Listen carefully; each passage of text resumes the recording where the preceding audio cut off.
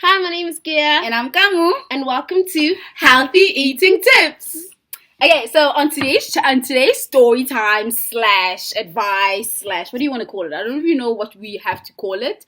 But we'll be discussing 3 tips on how to eat healthy. Actually beginning the journey of eating healthy. Yes. So it's all about your beginning stages of like when you eat healthy, because from our experience we have gone through the ups and downs of like eating healthy one day, then the dieting, exercising, all of that just makes you feel like you can't do it. Like it's an unachievable journey, you know? Yeah. And you're always kind of feeling like maybe you're doing something wrong, or it's you, and you're kind of feeling like, why aren't you getting it right when or other people are kind of getting it right? And then you go on Instagram, YouTube, and people have hot bodies, and you're like, how do you do this? Do they just drop on earth like that? Or what happened? Are we born this way, maybe? Like, it's just like amazing. And then you get us.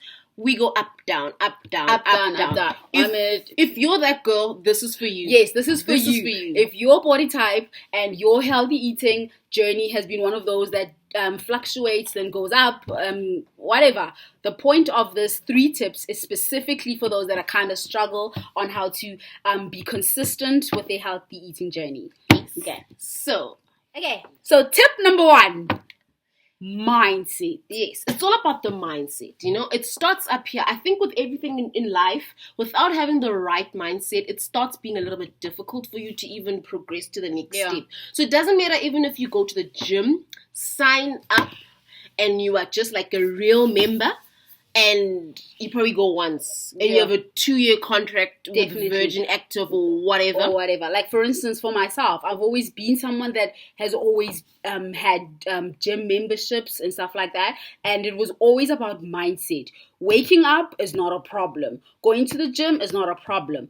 But to be consistent, that's the problem, because now you have to tell your mind and teach and practice and make your mind kind of be used to the waking up because I have to go to the gym. I'm going to the gym because I have to. It's not like, that's not something that just happens whenever. You have to teach your brain to actually do it on a regular basis. Yeah. So unless your mindset is there, like for me, like the thought of having to exercise is I always look for memberships that are not like 24 months or 12 months. I look for month by month because I know that I'm not stuck into a contract, that I know that I have that instability to stay on it. So it all depends on the mindset. It's about what is it that you want to... So comment below if you're one of those people that tries to take the shorter gym membership, because she does that a lot. So if you know you're one of those people, comment below and your experience in terms of that. Yeah. So with your mindset, it's about, are you doing this for yourself?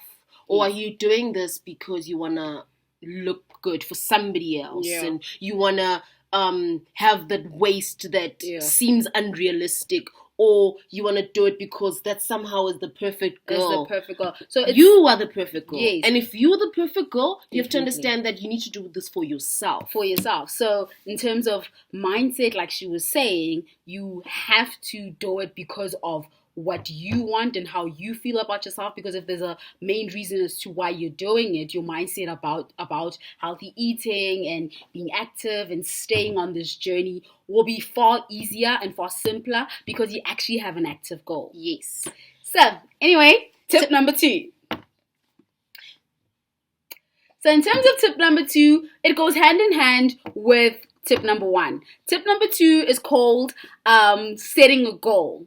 So within your healthy eating and lifestyle change journey, you have to have a goal. And not just any type of goal. You have to have a realistic goal. Yes. So it's like with anything. It's like the whole purpose of you going to school is so you can pass and get your degree, your matric, or whatever. Or the whole purpose of you, exercising, maybe it's for you to get abs or whatever. There's always a goal to it. If you don't attach a goal to it, it becomes difficult for you to even say that you can eat healthy or whatever. So your goal has to be realistic. So you can't go from being somebody who doesn't exercise at all to being somebody who exercises every single day. I think that's going to be a little bit difficult. That's going to be a bit difficult. So in terms of your goal setting, try to keep it as realistic as possible. And when I'm talking about realistic, don't say 5 days. you want to gym every day of the week or 5 days of the week. Your goal has to be a personal goal. For instance, let me give you my example of my goal. My goal for eating healthy is because I feel far more refreshed. I feel far more stronger. I feel far more, my brain, I feel more like I've become more creative and open-minded. And it's like a connection, a spiritual side for myself when I eat healthy and I exercise. So it's that personal journey for me. So that's why sometimes I'd have a gym membership or whatever, but unless I personally have a personal goal forward, which has to be something that's like deep within me, then then I know that I'll get whatever goal I want. So try to make your goal as personal. Don't make it so obvious, like I need abs. That's just something you're going to get as you get used to this. So try keep it very simple. Say if you're the type of person that gives up easily, just be like, my goal is to personally not to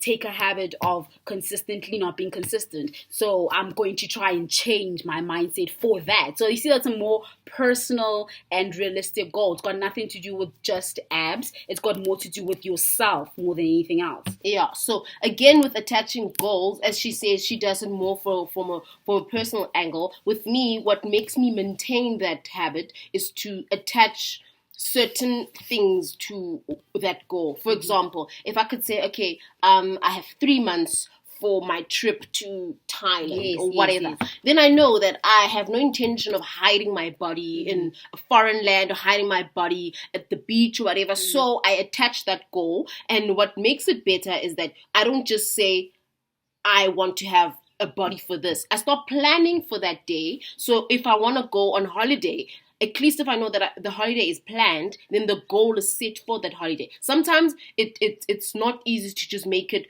for your personal needs, but say attaching it to something that looks real, you can touch it, you can feel it, you'll be there with everybody else. You want to feel happy, you want to feel confident, you don't want to feel like you're just doing it, you want to feel like I've achieved something. So without a goal, it's difficult. It almost seems impossible to do anything. It almost feels as though you're playing, actually. Yeah. So that's what I'm saying. You have to try and keep your goal as personal to yourself as much as possible.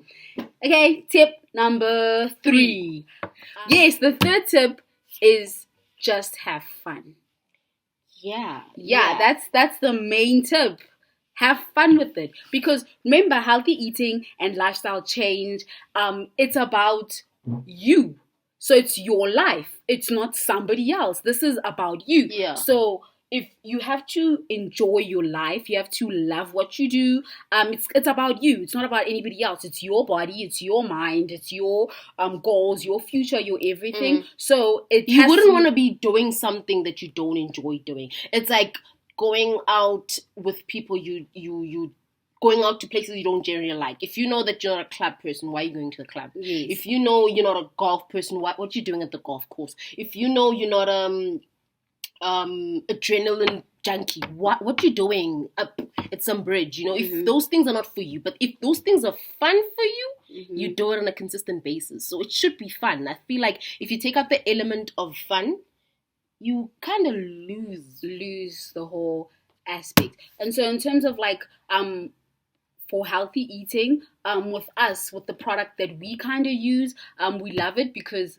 it makes us feel more like this is normal. We use My Diet Charlie, by the way, for those that don't actually know. I'll put the link below for you guys to check out the website and some of the products. But essentially, it helps us because of we love good food. She especially loves food, so we try to focus more on eating very nice food. So by using this product, we get to not only achieve our goals, but actually enjoy the food we're eating. It's quite fun and like consistent because it's something that you enjoy yourself personally.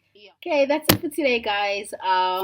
We'll see you next time. For all those that haven't already done this, please subscribe below and follow us on Instagram, Facebook, Twitter. It's Kia and Gamu.